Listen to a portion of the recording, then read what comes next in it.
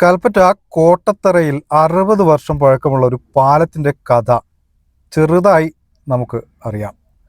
60 വർഷം പഴക്കമുണ്ട് എന്ന് പറയുമ്പോൾ തന്നെ അറിയാം ഈ പാലത്തിന് എത്രത്തോളം അപകടമുണ്ട് എന്നത്. ഇതൊന്നും അറിയാതെ ദിവസവും നിരവധി വാഹനങ്ങളാണ് ഇതിലൂടെ കടന്നു പോകുന്നത്. പറഞ്ഞു വരുന്നത് അതൊന്നുമല്ല, അതായത് 2016 ബജറ്റിൽ നമ്മുടെ പിണറായി സർക്കാർ 10 കോടി രൂപയാണ് ഇവിടെ പുതിയ പാലം നിർമ്മിക്കാനായി നീക്കിവെച്ചത്. എന്നാൽ പലതരത്തിലുള്ള സാങ്കേതിക പ്രശ്നങ്ങൾ പറഞ്ഞുകൊണ്ട് ഈ പാലം പണി ഇങ്ങനെ നീണ്ടു പോവുകയാണ്.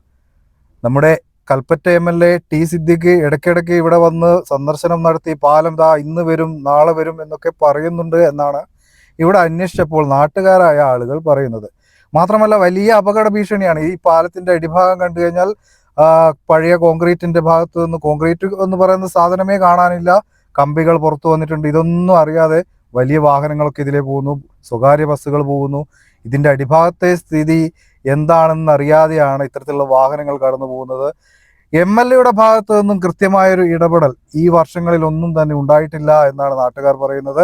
2016 ബജറ്റിൽ 10 കോടി രൂപ നീക്കിവെച്ചിട്ടും പുതിയൊരു പാലമെന്ന സ്വപ്നം ഈ കോട്ടത്തറയിലെ ആളുകൾക്ക് അവരുടെ സ്വപ്നം നടപ്പിലാക്കാൻ ടി സിദ്ദിഖ് MLA എന്ത് ചെയ്തു എന്നാണ് നാട്ടുകാർ ചോദിക്കുന്നത്.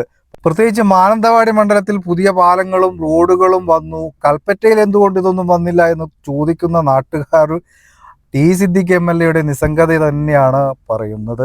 ഈ പാലം ഒരു 55-60 കൊല്ലത്തിന്റെ അടുത്തായിട്ടുണ്ടാവും.